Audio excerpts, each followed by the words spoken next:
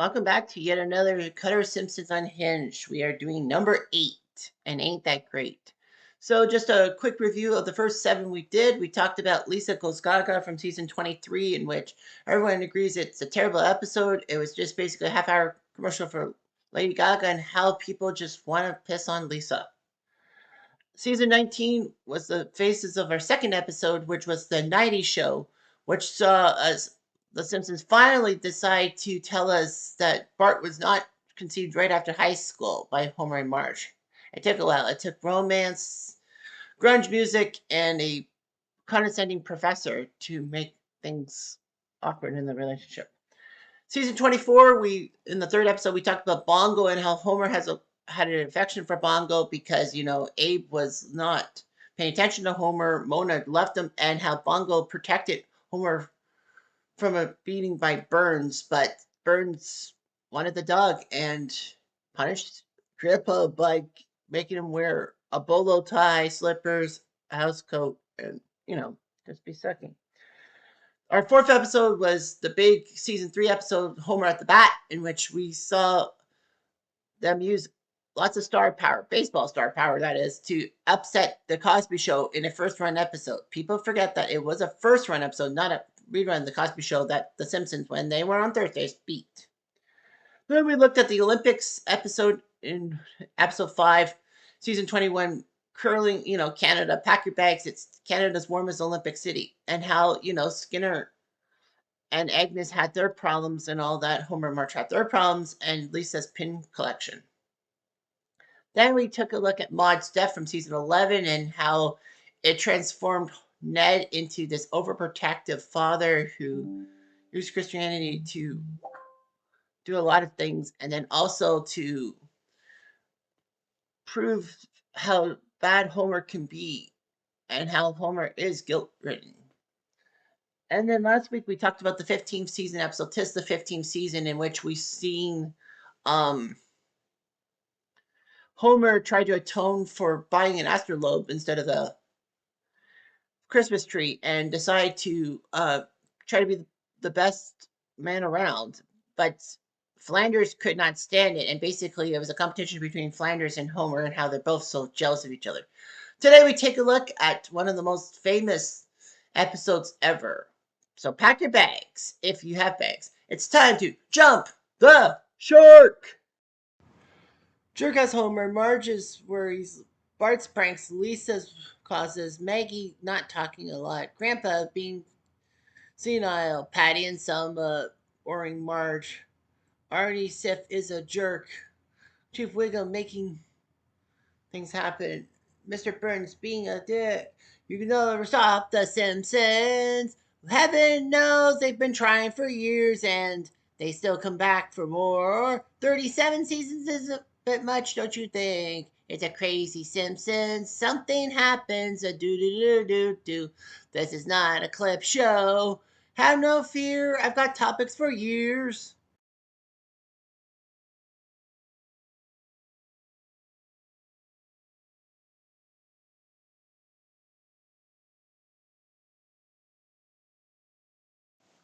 What is going on in this screen grab? You see Superintendent Chalmers, Principal Skinner, and this guy on the left. Is Skinner being replaced by a new guy? Have we introduced someone who could make Principal Skinner look crappy and all that? Well, kind of. But this story has a big twist. It's season 9 of The Simpsons, if you must know. And after the first episode, The City of New York versus Homer Simpson was pretty much a gold mine of Homer seemingly having terrible times in New York City whilst the rest of the family are having a good time. Basically, Homer focuses on the negatives. But of course, this is the second episode in which everything ended in the Golden Age. So this episode starts as Skinner does a rigid school inspection. Unknown to him, Superintendent Chalmers is looking at him and basically tells the teachers in the teachers' lounge, the rod up that guy's spine has a rod up its spine. So he also announces that there will be a 20th anniversary assembly for Principal Skinner for being principal of Springfield Elementary. And Willie says, it's my 20th year too. No one cares, Willie. So anyway, Lisa is told to do a speech for Principal Skinner. Ralph wants to chime in too, but Miss Hoover doesn't like it. Lisa's like, I can work with Ralph. Your funeral. Jeez, Miss Hoover, what a prick. I mean, Ralph is terrible. Nevertheless, Bart wants to make it a dish for the event with dog food, saying Skinner likes dog food. Marge says, let's just bake him a cake. Boy, Bart, you're weird.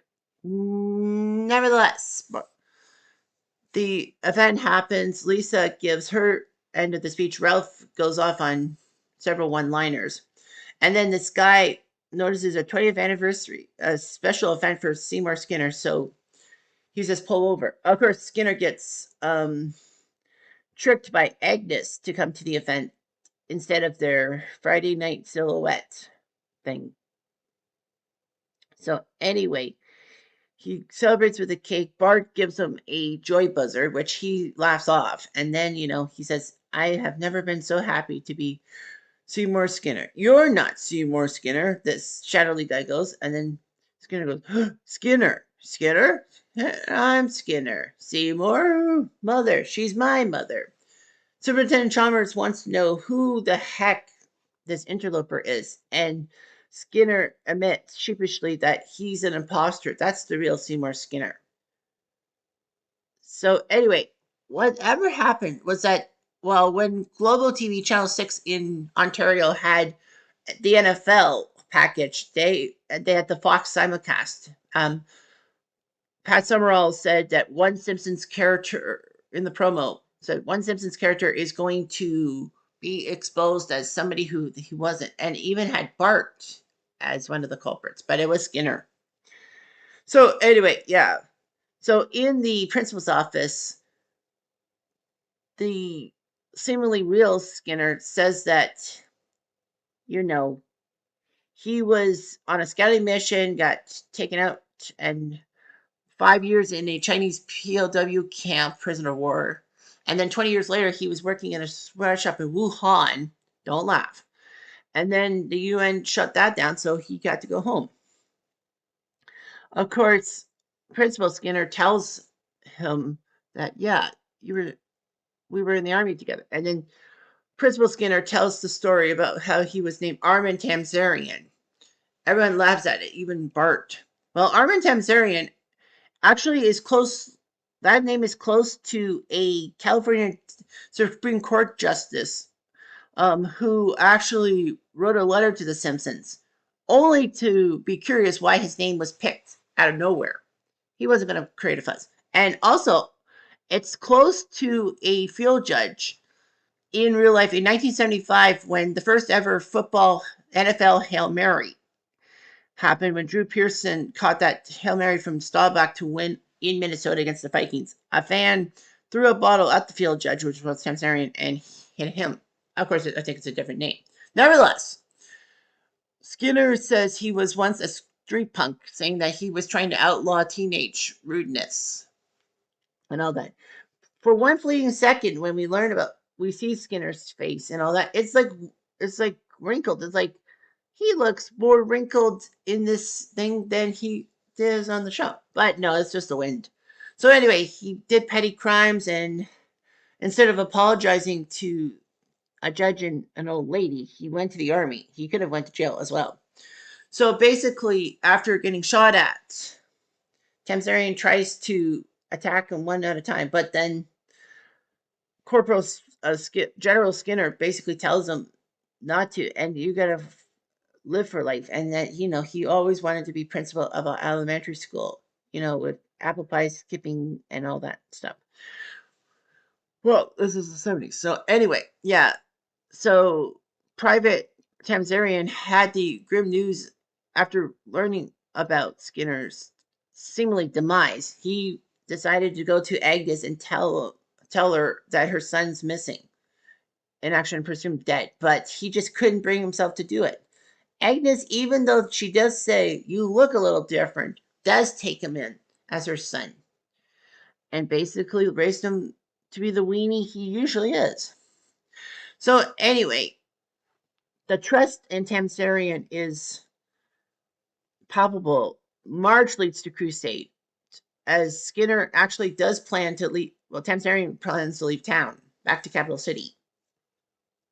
It says, should I sign my real name or my false name? And Apu says, just put an X. No one's going to notice. Marge basically shies him for saying that you shouldn't be taking identities and all that. You tricked us. You tricked the town. What if Ned Flanders was a hoax? Who the heck is Ned Flanders? You know, the guy in the mustache, religious sea lot or something like that.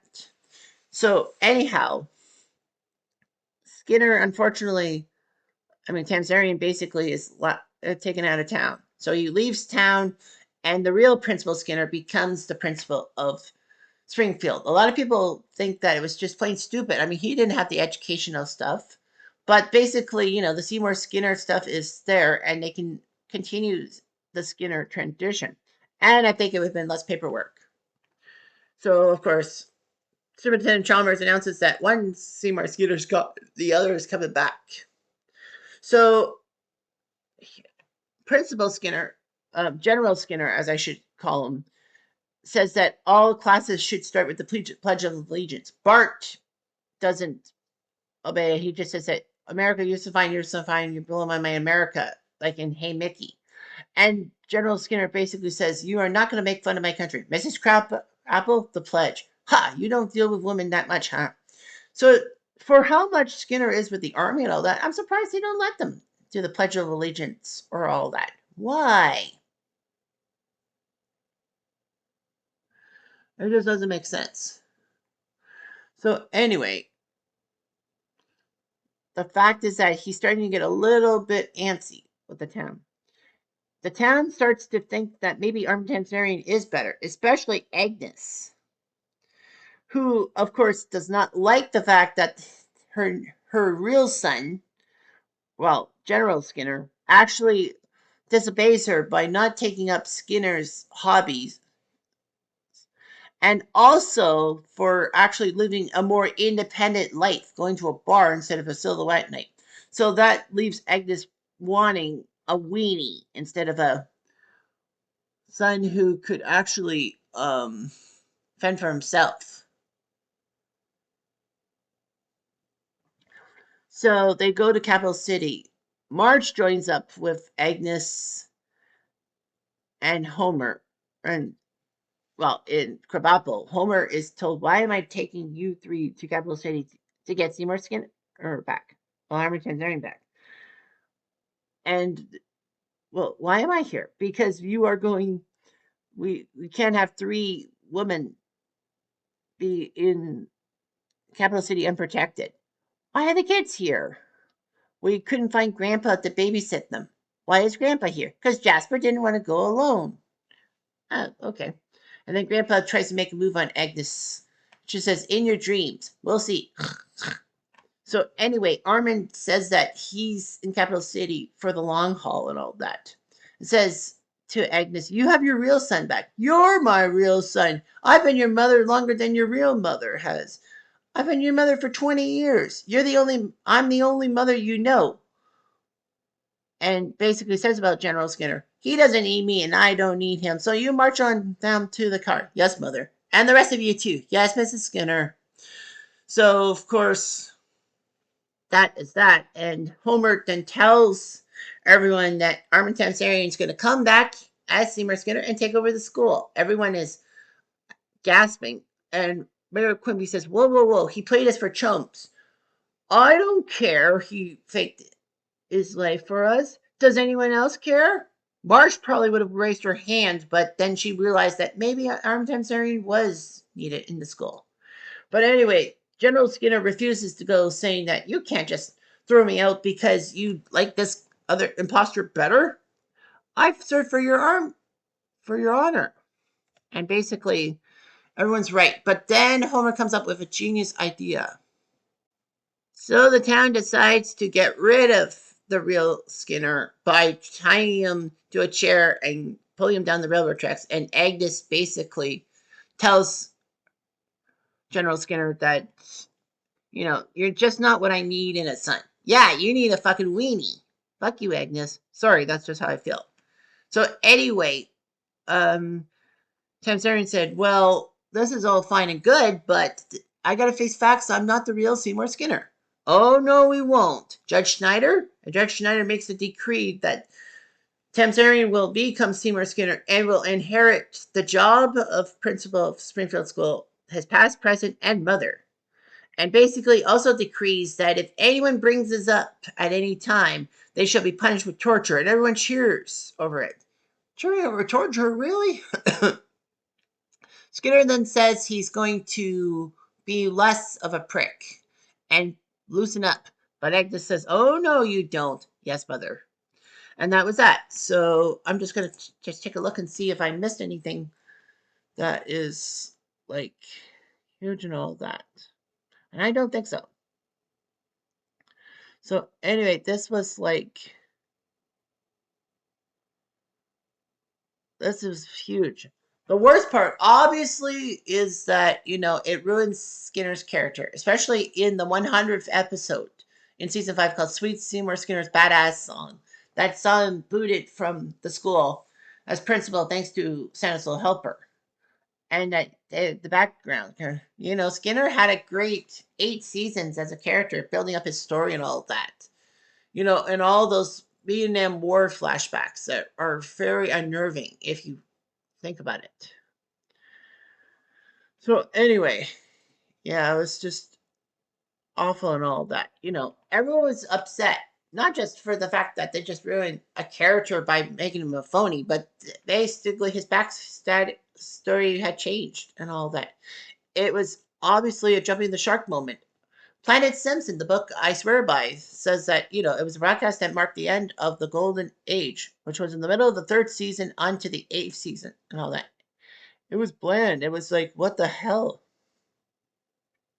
It was betrayal and all that. This was just awful. And then they decided to make this episode non-canonical, meaning that it doesn't make sense and it's kind of a dream episode and maybe a what if episode.